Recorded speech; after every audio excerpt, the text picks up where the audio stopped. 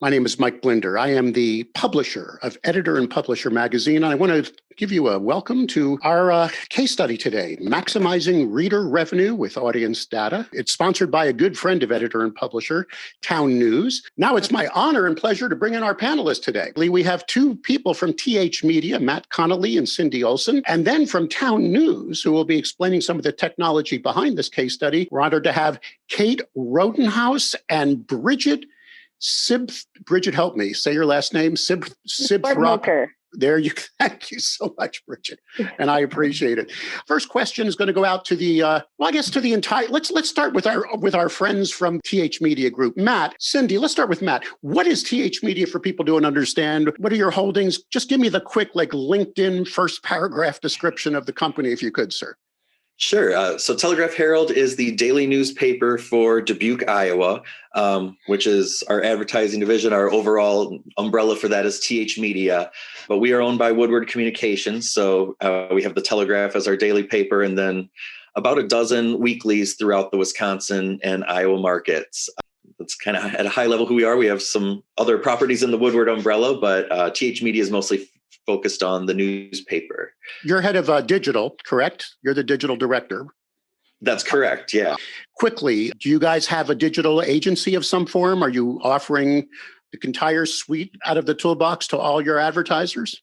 We've certainly offered that in the past. We did have a division specifically as a digital agency a few years ago. We've kind of gotten away from that, but we're definitely still offering a lot of digital products to our market. We have the full suite. We have email, we have programmatic.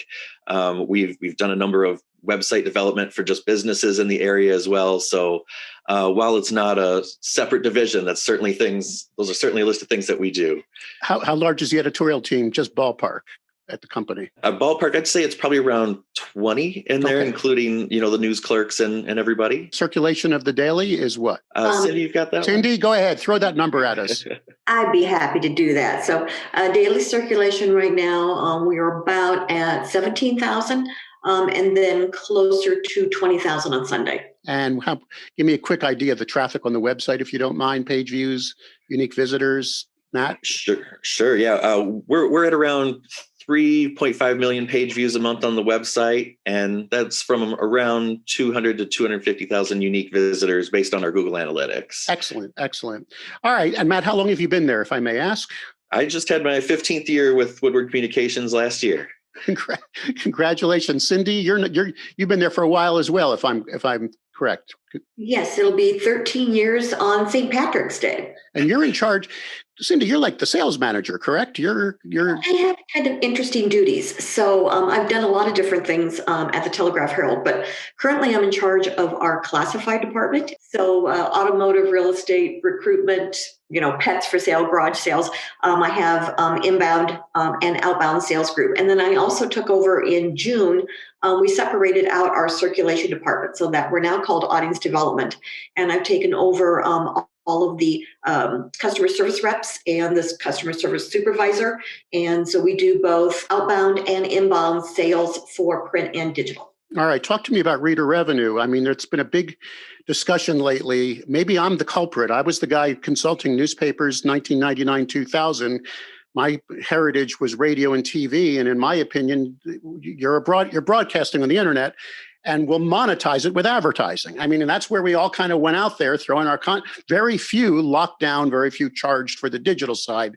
Then about 6 years later, everybody starts wondering if that was the right model. Cindy, you told me you look at the numbers each and every day. I do. First of all, it's kind of my personality, just saying. But okay. with our IQ product that we have, I'm able to automate a report, and Matt showed me how to do that. Thank you, Matt. That I get every single day, and it tells me what my new subscribers are. So we make different offers on our landing page, and every day I get this report, and I'm keeping track of how many new subscribers or members that I'm getting. And then at some point, we'll be able to actually use that data to look back and say, okay, on that particular day, we had 20 people that came on as new subscribers. What were our headlines that day? What did our photos look like that day? So that we could actually match up why people are subscribing to us based upon the information they're seeing on the website. How important is subscriber revenue, reader revenue, audience revenue to you guys right now? What is the mission? Well, it's growth. We've seen, we had a 20% growth of digital-only subscriber revenue in 2020, and I have 35% growth budgeted for 2021. All right. So basically, you've realized, and if, Matt, you can jump in on this since you're part of this as well, that advertising ain't going to float the boat on the digital sphere. You've got to charge for the content. Correct, Matt? That's the mission.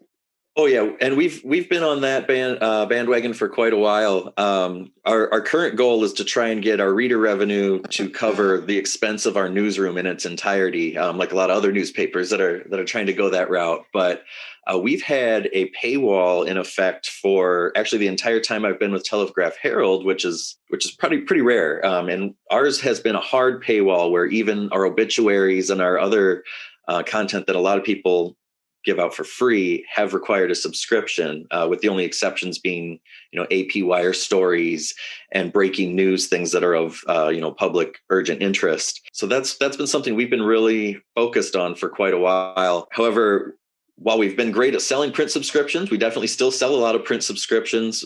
We have struggled to grow the digital side. And so that's kind of why we reached out to Town News and some of the other vendors that we worked with to make this happen, to try and figure out how can we gain some new subscribers. And that's where we had to kind of loosen up the paywall to get some sampling, some free articles in there, get a meter in place that we felt confident in, so we can actually convert some of those casual readers into some new subscribers that we haven't had in the past. Perfect segue. You said the word Town News, which brings in Kate and Bridget.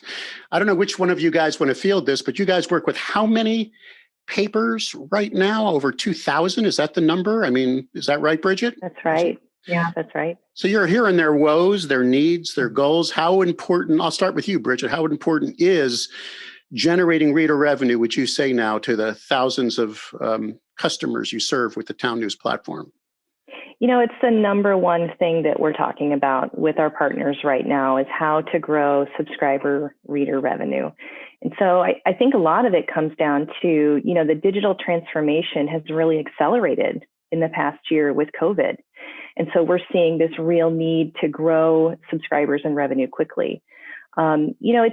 This shift has been happening for a long time. As you mentioned, digital advertising revenue is still important, but we're sort of hitting that tipping point between consumer revenue funding more of our businesses. Kate, what would you add to that? I wholeheartedly agree with Bridget. I mean, we're hearing the monetization strategies from our customers are no longer what they used to be. So advertising revenue was powerful, but it's slowly declining. And with COVID this year, I think a number of our publishers have seen drastic changes.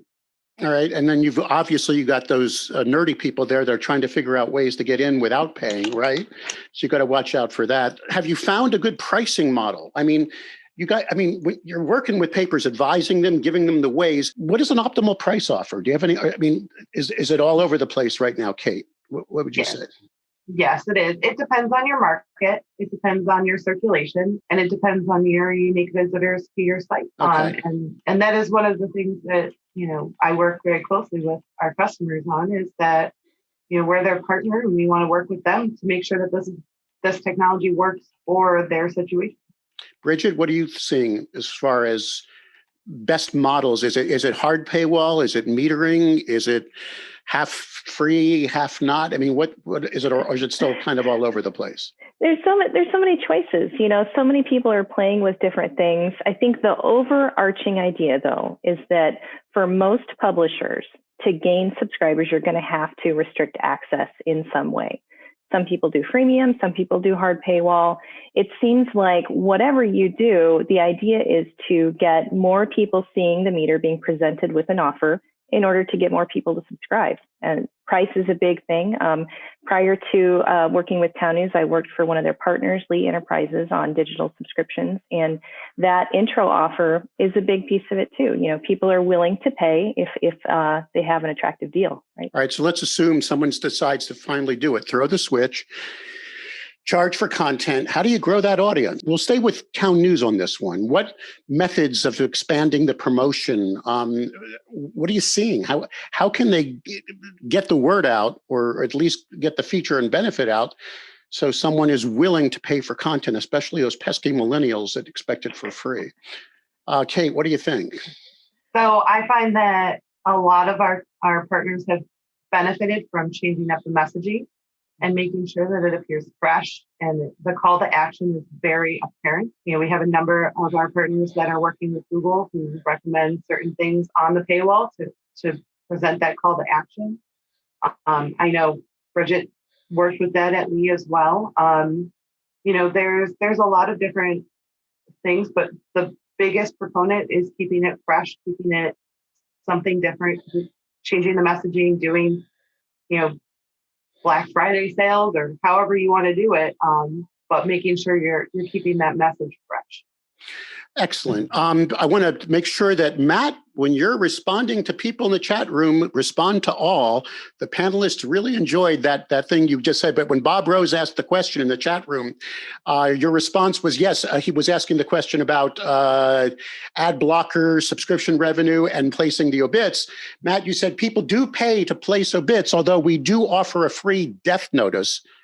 Is that true? I mean, you're responding to the question that Bob was there, and now your meter allows most family friends who are non-subscribers to read without subscribing. Is that what you were saying? Yeah, that's exactly right. The question was, it said obits are big on conversion, but as I mentioned earlier, our paywall had been very hard. It didn't allow people to read that. So in the past, we had a $1 a day pass, so you could pay $1, just like going to your corner box and buying a newspaper and be able to read those obituaries. But now that we have the meter, it's somewhat defeated the purpose of the day pass, and honestly, we would rather try and convert those people into subscribers whenever possible. Anyway. All right. So what's the content people crave? I mean, it's got to be local news, right? All across the board. I mean, when I'm hearing, and we've interviewed tons of successful small market, medium market, when people are generating the best local news content possible, they are finding those subscribers. Is that pretty much what you're seeing across the board, Bridget and Kate? Is this where?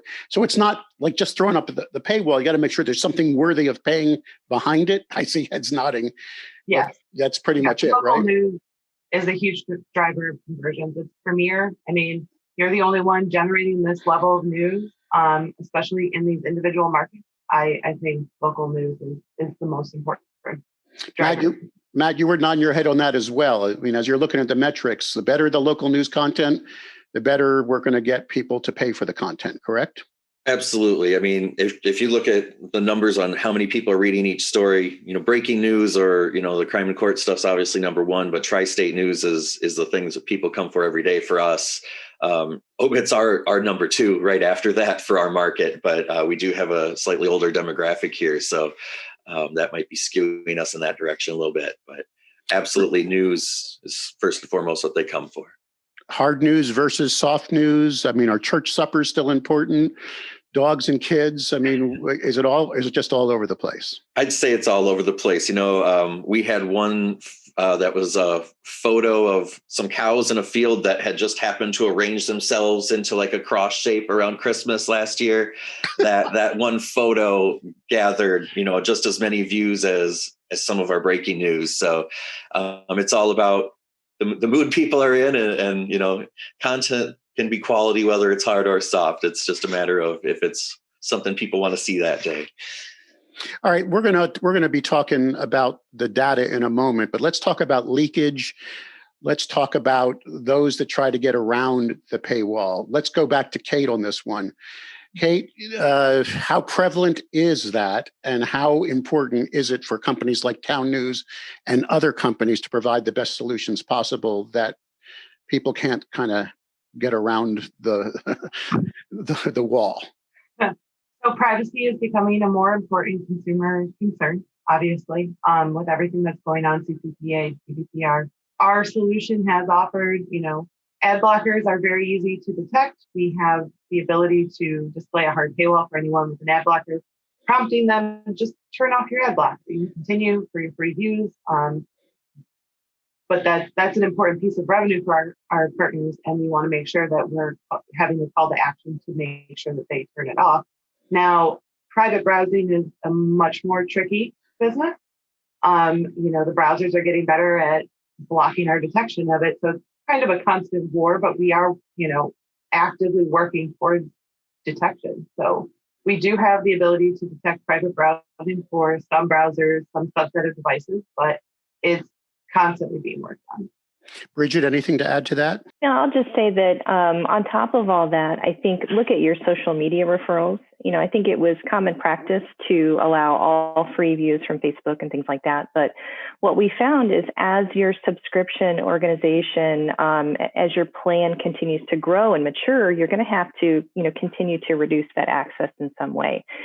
And part of the way to do that is to step outside of it, step in front of it a little bit, offer email newsletters and things to sort of nurture that customer relationship prior to the meter. There you go. Cindy, any advice you want to give before we start talking about data and the journey you guys had on what you should be doing in order to take a drive-by visitor and turn them into a loyal visitor? Because you're looking at those numbers each and every morning, right? Like with your cup of coffee. I am. So our landing page, we have changed up now about 3 times, I think, haven't we, Matt, since September 15th when we went live with this piece. And what this has been able to do is allow me to be very nimble. So I'm going in and I'm testing, I'm doing experiments. I'm looking at how many people are coming in and actually becoming a non-reader to a reader, and then day passes. So how many people were actually purchasing day passes? And we went from 99 cents from a day pass to $2 for a day pass. And now we're doing an experiment. Cross our fingers, Matt. We've taken day pass off completely within the last couple of days. Really? This is an experiment that we're doing with the Google News Initiative digital launch. And then we went from $6.95 for 3 months to $8.95 for 3 months with a longer term. We went to an annual prepaid agreement for a year. And now we're doing another experiment through Google News Initiative. So we've been able to really change things up on the fly. And I think look at those people that are coming to our site. And I also want to stress that reader revenue is everybody's responsibility within your organization. Everybody has to understand it. They have to own it. They have to know what their part is and how they can help with reader revenue. Because as we all know, with the unfortunate decline in print subscriptions, we do need to increase and grow our digital reader revenue. And we need to make that gap closer and close it at some point down the road between what a print subscriber would pay and what a digital subscriber would pay. We're getting some questions about email. How important is an email database? That's where I focused most of my attention the day I took over editor and publisher, because I saw a 17,800 database with 30 to 35% opens. In a year and 4 months, I've built it over 50,000, and I've been able to launch new platforms with that. Very special to me. Bridget, what would you say to someone who says, if I had to put my energy, limited staff into one thing, are you a big proponent for build that email database? Are they most likely to become a subscriber? Absolutely. If you look throughout the industry, an email newsletter subscriber is as much as 10 times more likely to become a paid subscriber. And it goes back to that nurturing, that engagement that we were talking about. And, another piece to that I see as sort of aside that is to getting people to register and log into your site. That's one thing that we really push, again, to that nurturing point. And there's a way to give them an incentive too. It's, get 3 more views if you become a registered user. Excellent. All right, now I'm going to go back to Matt if I can.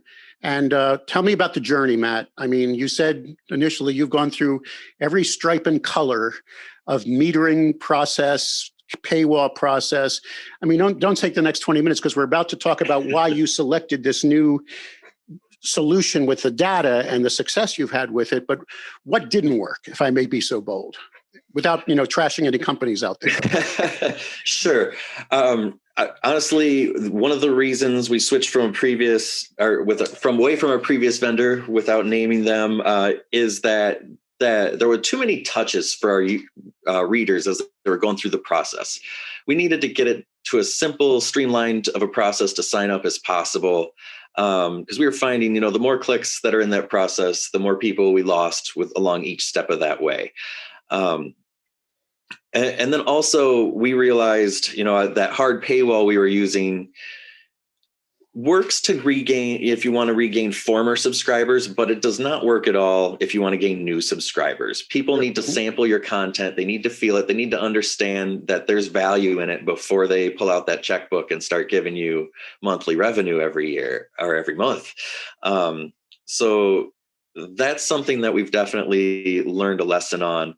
And we were talking about the leaks in that meter system a little bit ago. It's just something that, you almost have to accept to a certain extent that some people are going to get through, but to be able to identify and target offers to them later once we know who they are.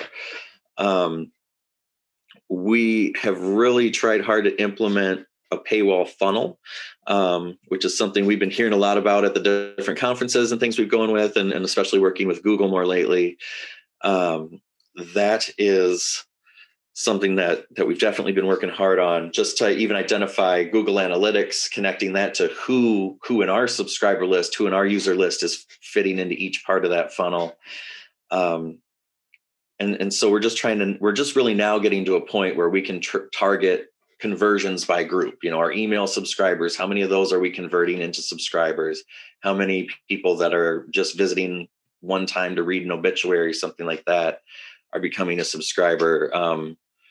That data on where you're losing people on that journey to pay you is key. That's what lets us know where we lose them. All right. Well, we're nearing the halfway mark. I'm going to stay with you then on this, Matt, and then we're going to bring in the friends from Town News. So what was the main challenge you were looking at? Was it all of the above when you said, okay, we're trying a brand new solution. We're going to flip a switch. Cindy, that must have scared the living heck out of you, right? Because you're the one that's held on the carpet, right? What are the numbers? Are we growing? Matt's the geek. You're the one that's got to, yeah, I get it. But you guys decided to flip the switch, and you did it because the leakage, because of the people, getting around the paywall, or it just wasn't, what was it, Matt?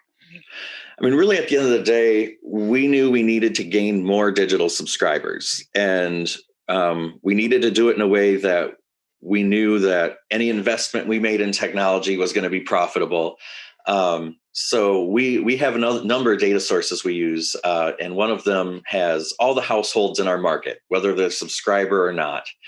And, after getting a bunch of quotes from all these different vendors, we realized we only really needed to convert about 2% of the non-subscriber households in our market to get a nice profit margin we were happy with.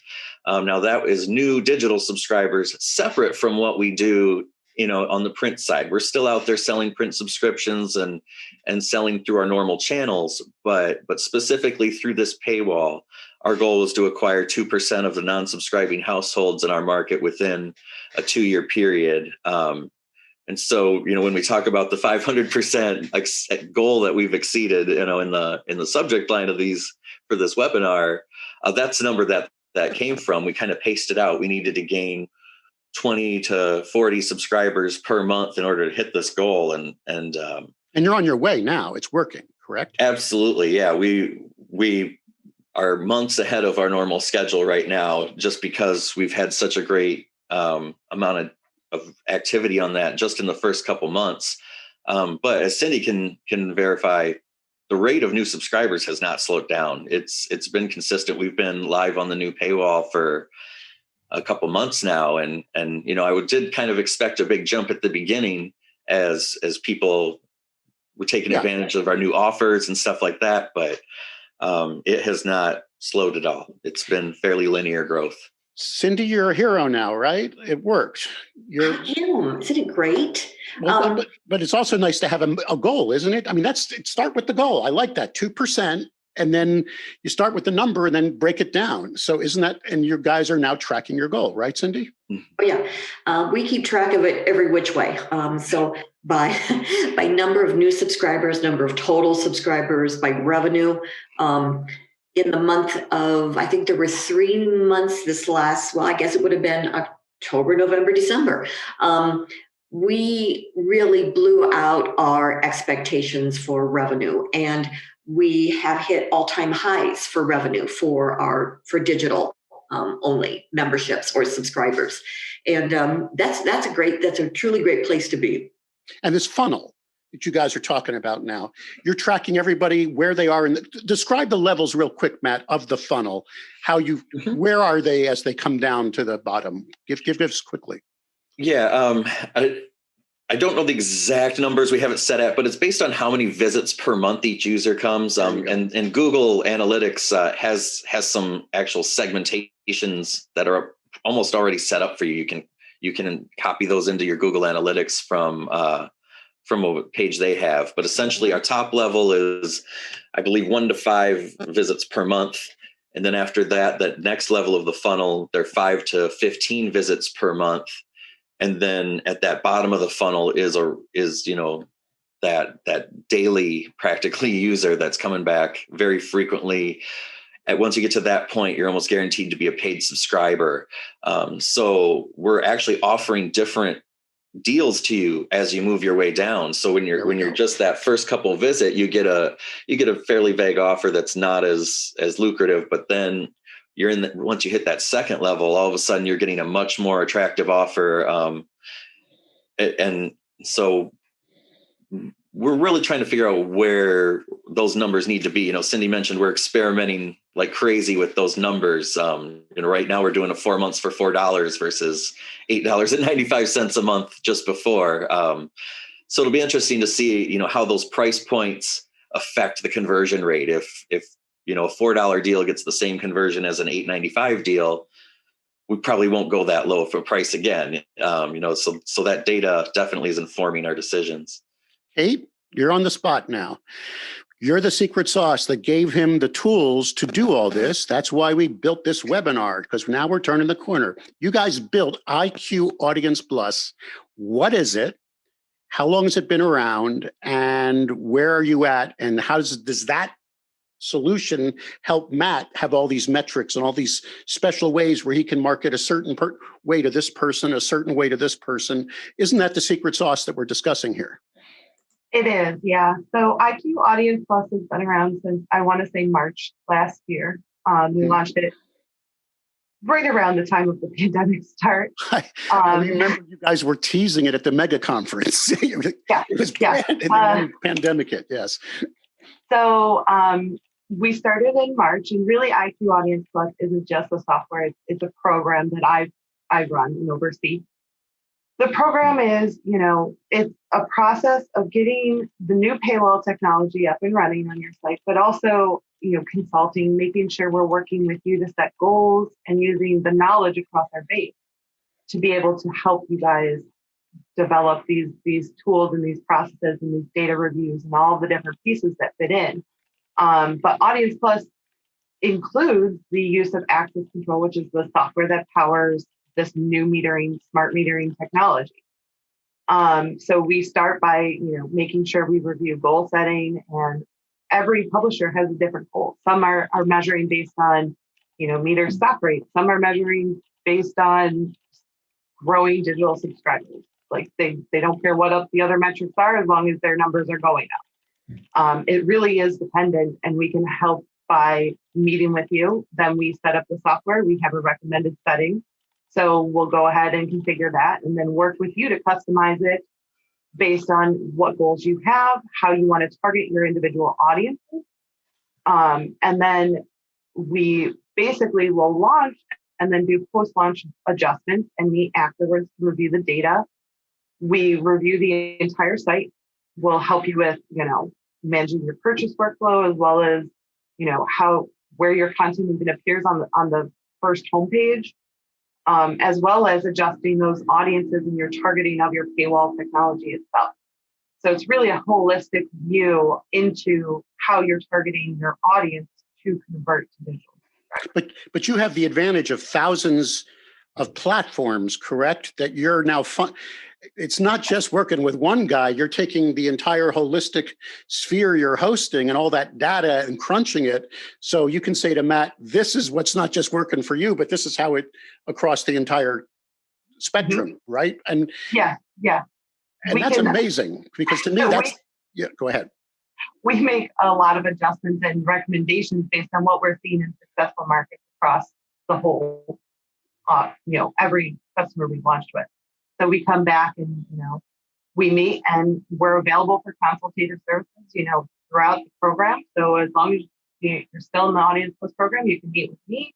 We can set up a data review. I have a data analyst that pulls your data and make sure we review the entire site and see what's working for other customers and how we can apply that to your site. Bridget, you're not just a certain type of market size, right? I mean, you're now pulling data from major markets and really tiny markets, correct? So can you slice and dice that? If someone says, well, for market size or competitiveness of the market, I mean, how much of a snapshot can I see as I plan my strategy to build my reader revenue? Well, that's absolutely something we're looking at and something that we share with our partners, because no matter where you're at in your journey of growing reader revenue, no matter what size your organization is, this very powerful software can be scaled to your organization. And let's be honest about it. A lot of the other paywall vendors out there are very expensive. And so it was really important to us at Town News to be able to provide a solution that's scalable, that anyone can use to grow. What I hear from most publishers now is, I'm lean and mean. I don't got a lot of resources right now. And the word outsource, correct me if I'm wrong, is in. Everybody's looking ways to outsource certain functions so they can focus. Well, you said it yourself, Matt, the goal is to support the newsroom, right? I mean, Cindy, it all boils, without the news content, we ain't anything, right? I mean, I got to say that again. I'm saying this now, I'm pontificating. Without content, this doesn't work. So you got to support the newsroom. So you're outsourcing different functions. How turnkey is this, Matt? We got a lot of small publishers right now watching, a lot of guys, that are very lean and mean. Is this easy to implement, or do you have to have like some kind of a geeky Harvard degree to work with this stuff? So my electronic media department is a total of 3 people. Seriously? Yes. Wow. Okay.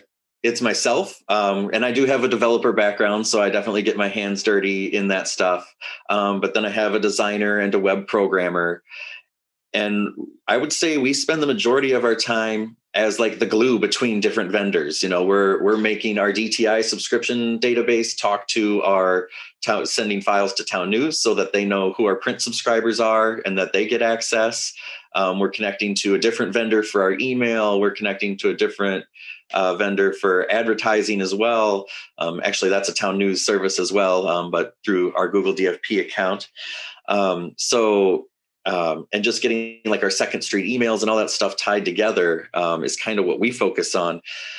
So we do a little bit of, development for our own websites as well, obviously. But I guess to get back to what you were asking, we don't have a ton of time. We don't have a ton of staff.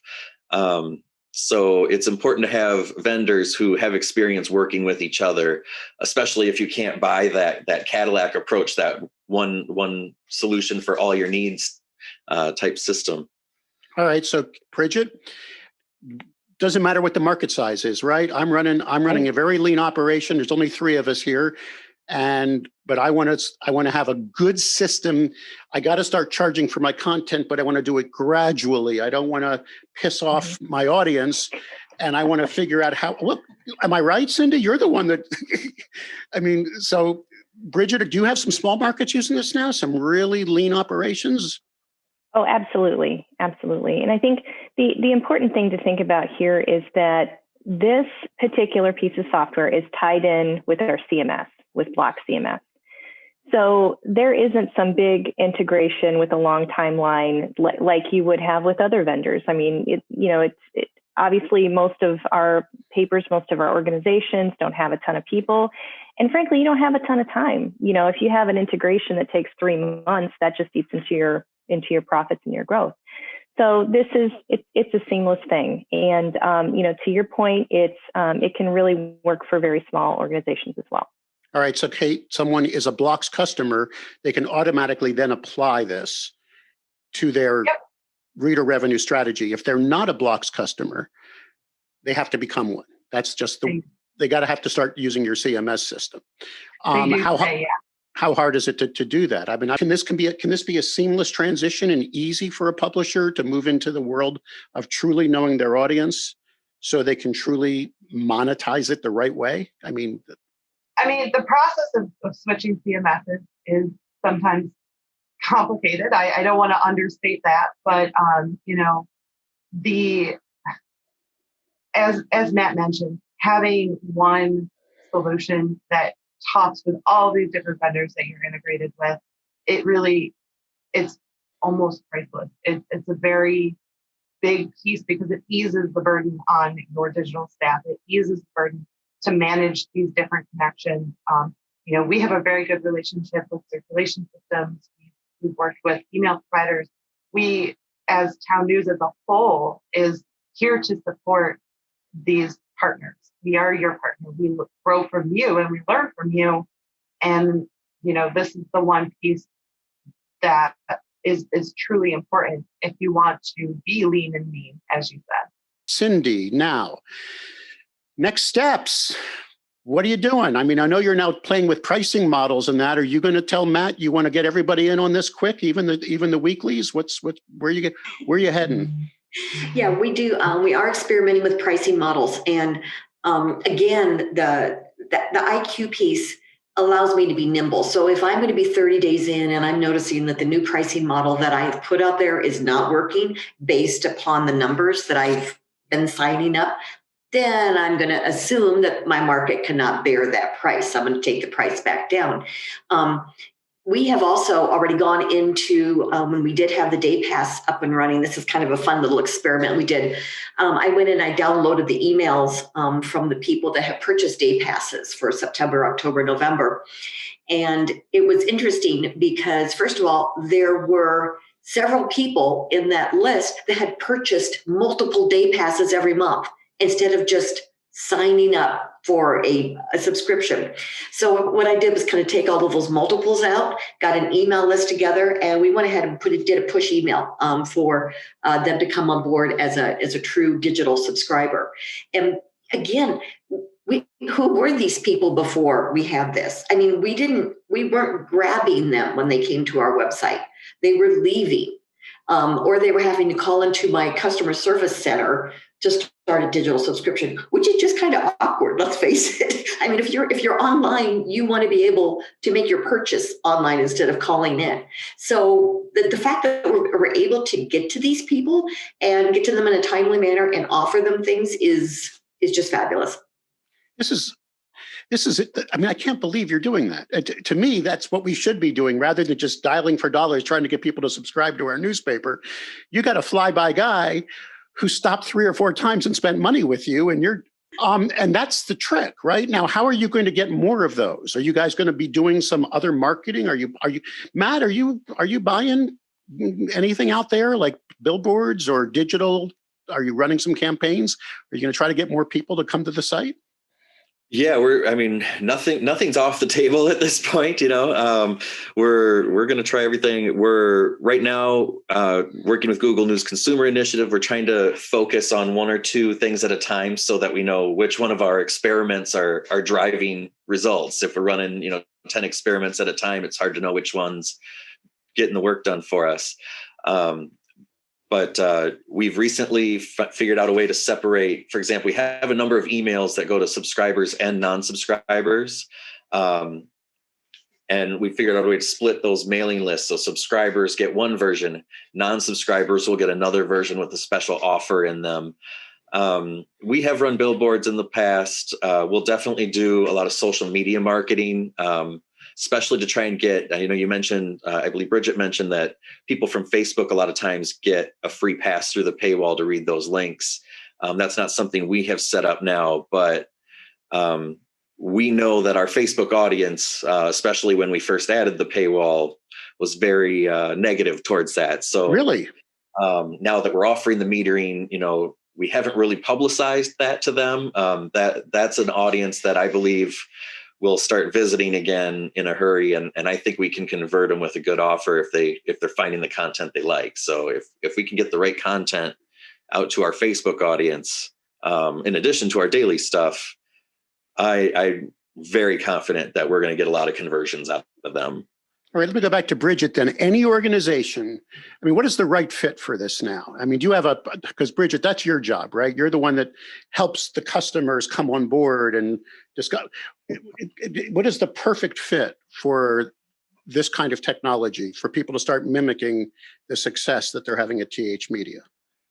Well, I think it's really important that you figure out what your model is going to be first. If you haven't had a paywall, if you're working on a membership model, I think, and you have to, this is established on kind of a metered strategy. It's just way more involved than that. So you have to have, be willing to reduce the views. You don't have to do a hard paywall, but we have like a journey that's specific to different people. It's not linear like your normal paywall. Mm-hmm. Everybody gets the same exact experience. What we've built here is really, really exciting because there's different journeys and it can be customized to your needs.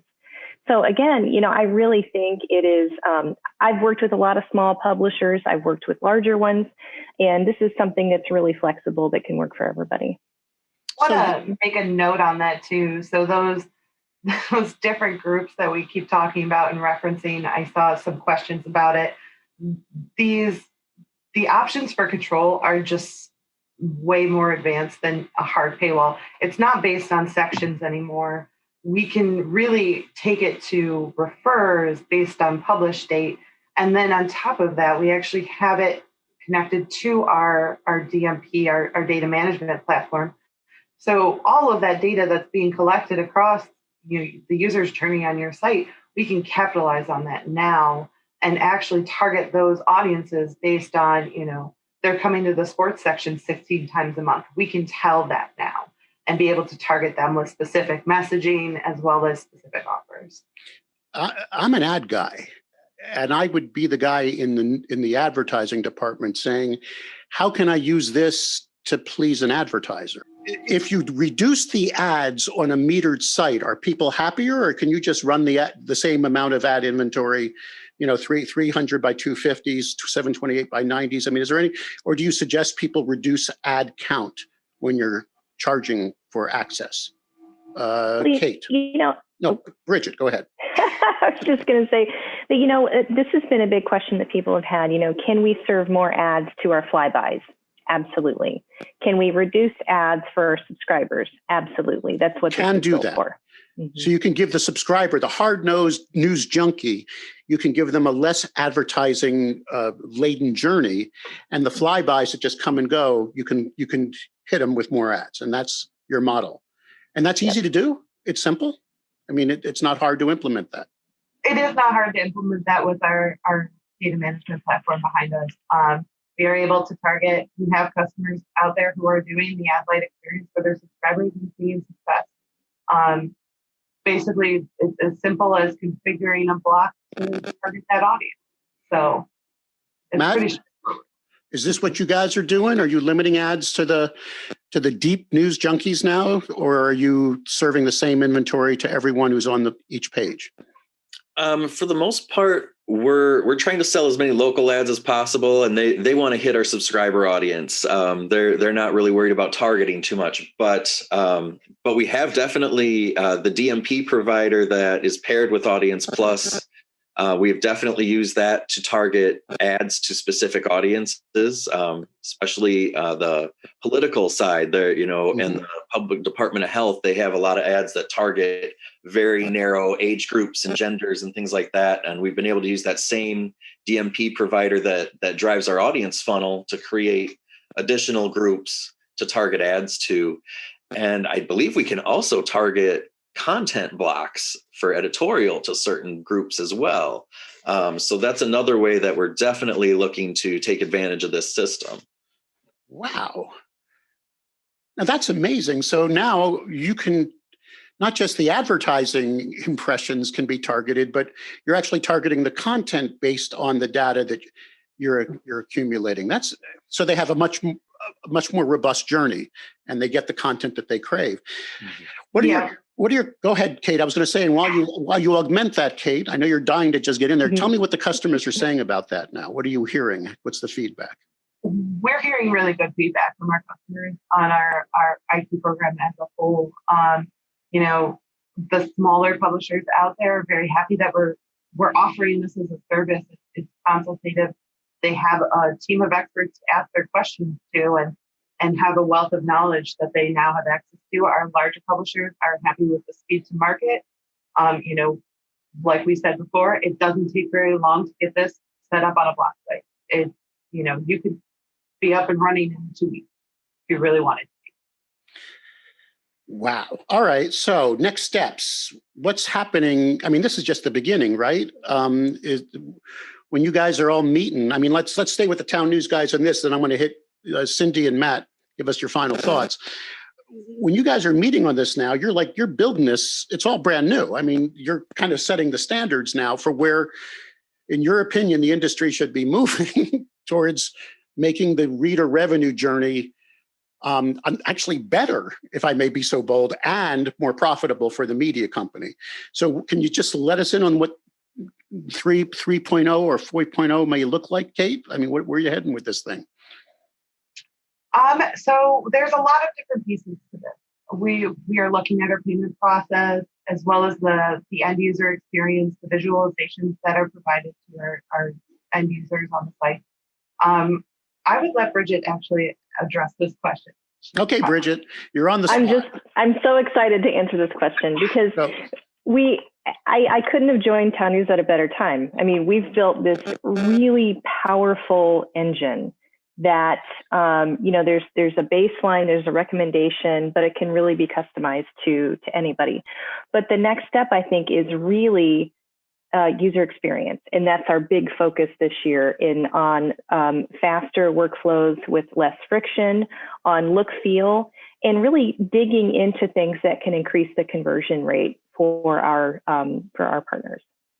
Excellent. Cindy, you're nodding your head big time. So you're looking to the next steps too, right? Yeah, we've been talking a lot with our Google News Initiative folks about conversion rates, and we want to improve ours. And we want people to be able to get to our site faster, less friction. Once they get on there, they can log in or they can sign up, and it's relatively easy thing for them to do. So we're working on some things. Matt's actually working on some things to enable that and to make it aesthetically very pleasing.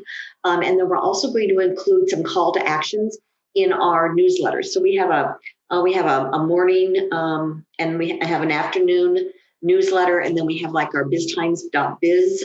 And our newsletters get very, very, very good open rates, click-through rates, everything. So we're going to put more calls to action in some of those things so that hopefully we're reaching another user demographic.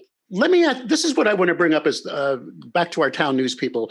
Bridget, who's doing the training there? Is it you? You have your training team? I mean, can a circ manager, and you remember, because I don't even want to say the word circulation anymore. I want to say audience, right? That's because if someone's, is so embedded on getting the print issue in more hands, they should be looking at both holistically. Can you train someone to really embrace this that may not be as geeky or nerdy? Or, I mean, how easy it is to embrace these concepts? You're really just looking at numbers, right? You're just looking at results in a funnel, correct, Bridget? Yeah, absolutely. And so I'll pitch this to Kate in a second, but I want to speak for a second as a former Town News customer, as I was up until 6 weeks ago. Mm-hmm. And if you know the block system, if you have that CMS, it just makes sense. As we were talking about it being seamless and part of the program. But Kate's really the implementation person. I have the pleasure of, kind of looking ahead and seeing how can we improve the entire ecosystem. Kate, you're on. So, yes, this can easily be trained. We do provide training as needed, as requested, for whichever groups you want. We work with I have calls with circulation directors. I have calls with publishers. It really depends on our partner and how they want to address this. But I mean, I've seen both of those groups particularly really take to this system and be able to use the data to make data-driven decisions for their markets. This is excellent. Matt, final thoughts to the struggling, let's just say the struggling publisher or digital director or audience director out there who really needs to start driving more reader revenue. Give them some final thoughts and some energy. What would you say? I would respond to them by telling them about a project we did for our 3 weeklies in the Madison area with Unified News Group earlier this year. They were a publication with no paywall whatsoever, and there was a ton of skepticism if people would pay for it at all, or much less pay more than Wisconsin State Journal is paying right across the road from them, pretty much. We implemented this system, and just like we found at with our Telegraph Herald site, we far exceeded our expectations on how many people were willing to sign up and pay for that digital content and the reach of where they would come from. I guess I would say don't let any preconceived notions about what people will pay for stop you from trying something like this, because people will pay for it. I think, we were finding our older market is not going to move to digital very well. But when we look at those non-subscribers, that is the people who love to get into this digital product. They're very willing to pay for a digital subscription, and just make it so that you're showing value that's compared to what they're paying the same amount for with, their Hulu or their Netflix or, other digital services that people pay for without a second thought. Well, that makes total sense. But Cindy, what would you add to that? To someone who says, can I do this on my own? Is this possible? What is your thoughts on that? Yep, absolutely. Like I said, I just came over into the audience development world in June. Old ad gal, love data. But Kate's laughing at me, but I've really grasped this. I'm enjoying it. It's a fun adventure. And I will tell you that I think one of the most important things you can take away is talk about digital every single day. The days when it used to be part of that secondary conversation that we all had, growing up in the print world, talk about it every single day. Figure out who your readers are, what they want, what you can give them in the future, and how to do that. Again, circling back to that whole reader revenue journey. Kate, Bridget, if someone wants more information on learning how they might be able to use IQ Audience Plus, I know that's a moving target now.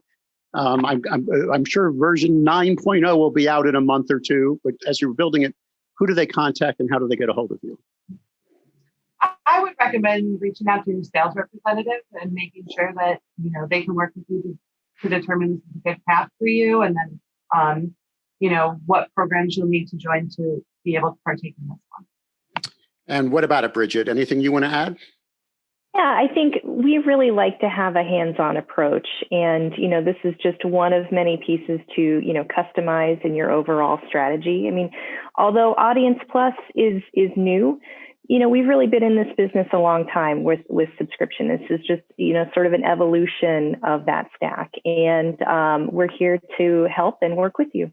We promised those that attended this workshop, and obviously those that are going to see the recording, that they can get a copy of the actual case study.